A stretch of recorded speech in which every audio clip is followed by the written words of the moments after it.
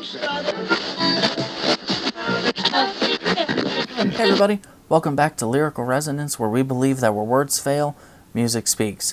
I'm getting into an artist I have not yet gotten into on my channel.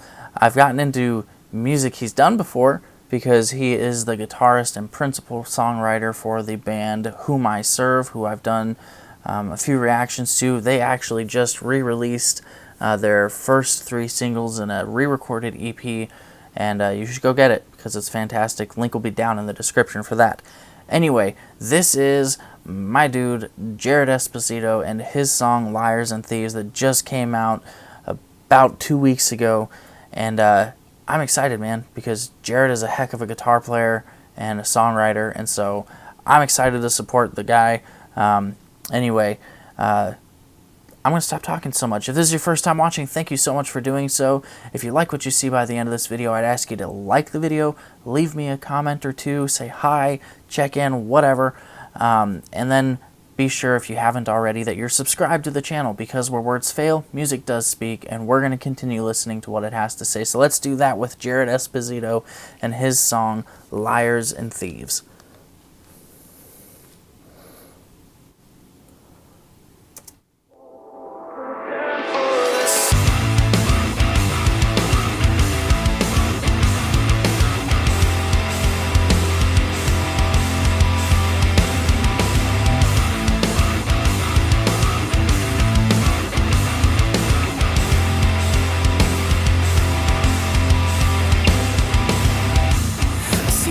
The lavish life you're living, it's costing every soul. You know you're lying, liars and thieves. And I'm watching this show, I hear what you're saying. It's clear to see.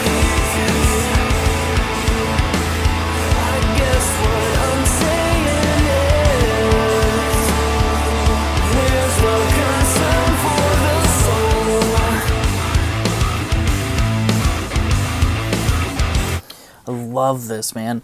The guitar's played almost with a swagger in this track, and it just sounds so much fun. And I love the production in this. Like, good grief, Jared knows how to do this, man. He's just really good at all this. I love what he's doing. Really impressed. I'm gonna back it up a little bit because I was listening more to the music than I was the words. I want to make sure I pick up on the words too. So I'm gonna go back to about 30 seconds into the track just to make sure I don't miss anything. In every soul, you know you're lying, liars and thieves. And I'm watching this show, I hear what you're saying. It's clear to see.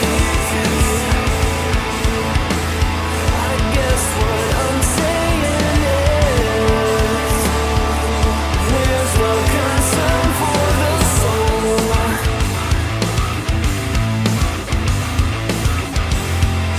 Where's the concern for the soul? What a good question. Where's the concern for the soul? Man, that's a good question. You got to ponder a little bit, you know. Where's the concern for the soul? Because we see a lot of stuff going on that, you know, we're concerned about our entertainment, we're concerned about our comfort, our pleasure, our desires, but are we concerned about the soul? Dude, excellent question to ask. Where's the concern for the soul? Wasn't expecting that question to be asked here. But hey, there we are. Anyhow, let's keep going.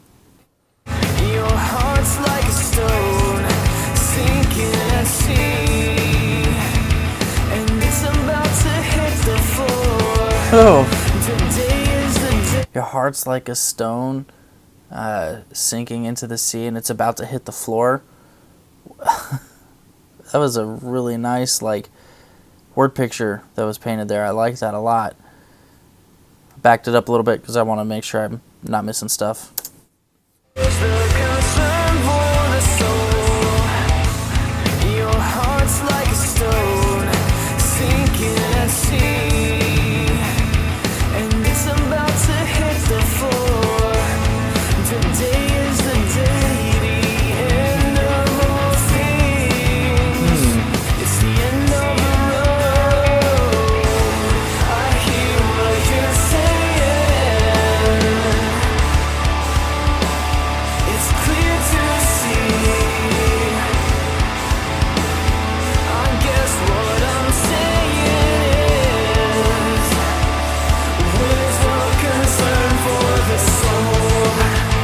Oh, okay. Pick up the pace a little. Here we go.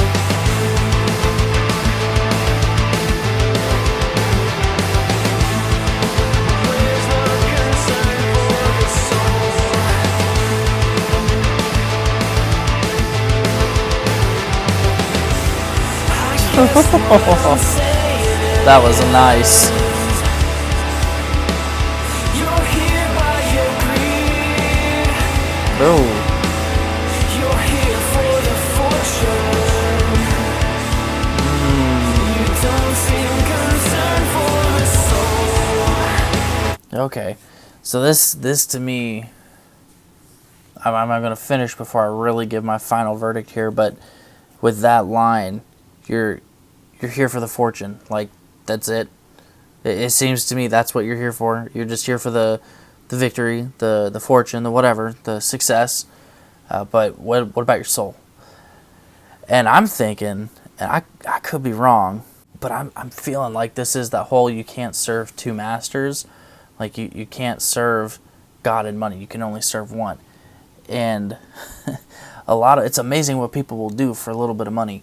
You know, it's crazy the desperation people are I guess not necessarily, I mean, out of desperation what people will do to get a little money and what people with money will do to keep it. And it's interesting, man, because when we're so wrapped up with money and we're so wrapped up with success, are we really focusing and noticing what really matters? How's our soul doing? Like, I could be a poor rich man, you know? Audio Adrenaline, one of my favorite bands in the world, has a song called Chevette, which is about his family growing up and how his dad was a poor rich man. He was poor, they didn't have money, but he was rich because he knew that his source was God. His source wasn't his resources, it wasn't what he had, it wasn't his things or his money or his status. His source of joy, contentment, happiness, peace, whatever, was Jesus. And that's, dude, that when you have that, your soul's in good shape. This is interesting.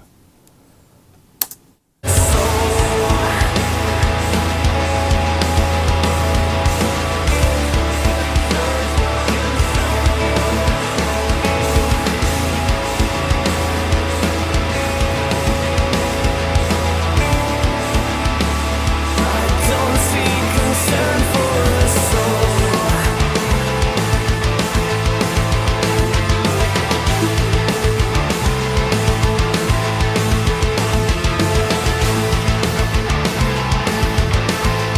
Man, the production here is wonderful.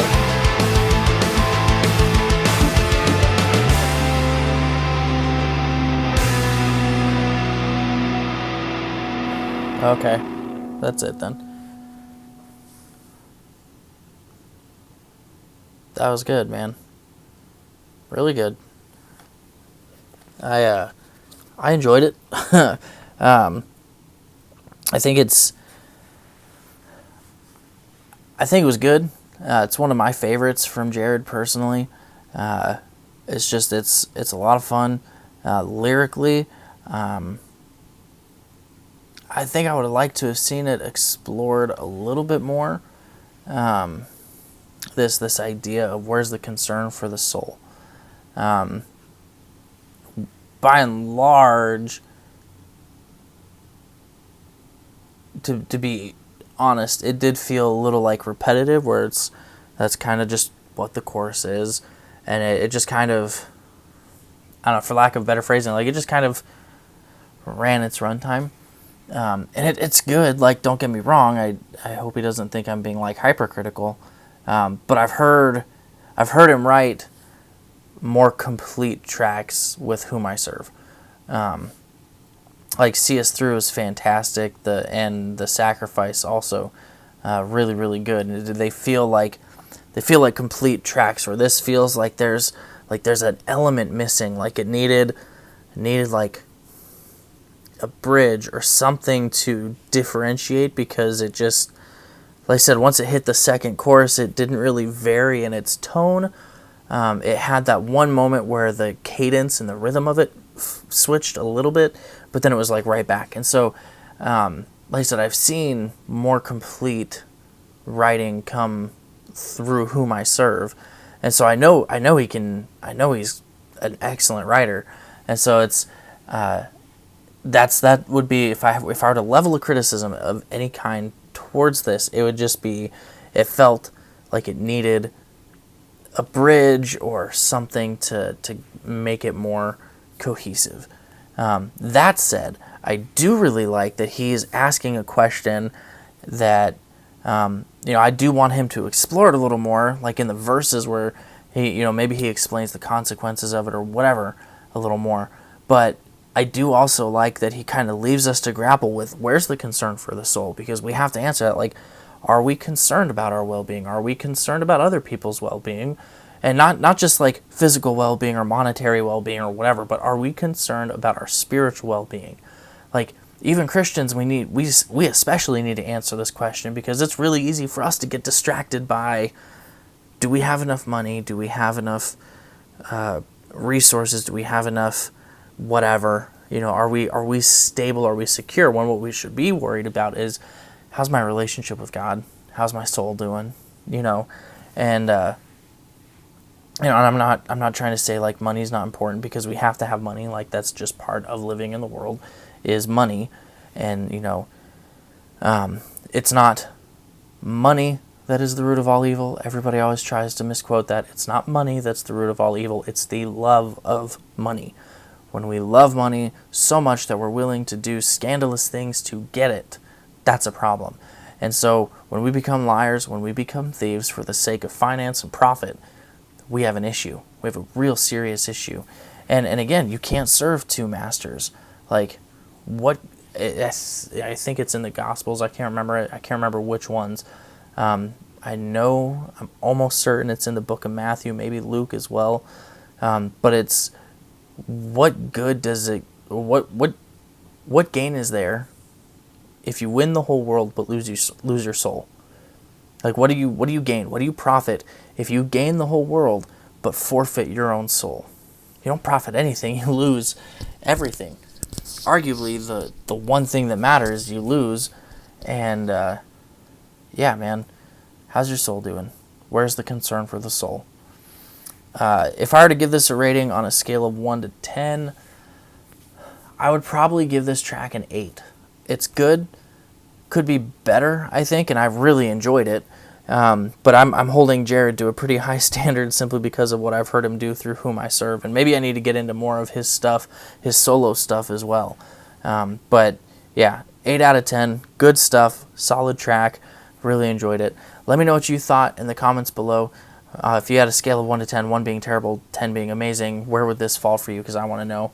I enjoyed it. I think Jared did a really good job, and I really enjoy what he does, man. He's just fantastic, and he's very prolific with, like, he's done work with Ben Dixon. They both just released a song that I'm going to have to check out, I'm sure. But yeah, he's a good dude, solid musician, really tight songwriter, so I really enjoyed it. Anyhow, that's going to do it for us here in this video. Thank you so much for watching. I really do appreciate it. If you enjoyed what you saw, I'd ask you to like the video, leave me some comments, even if it's just to check in and say hi. And then if you haven't already, be sure to subscribe. And if you really want to, click the notification bell to stay up to date with every video I ever release, because where words fail, music does speak. And if there are any songs you want me to get into, obviously comment, but email me as well at lyrical.resonance.ia@gmail.com, and I'll get it added into my schedule. Remember, where words fail, music speaks, and we're going to continue listening to what it has to say here at Lyrical Resonance. Now, before we go, check out one of these videos over here, because you might like what you see. Maybe you want to hear my thoughts or just want to hear the song. Either way, I'll see you over there. But until then, stay safe and be blessed. We'll see you soon.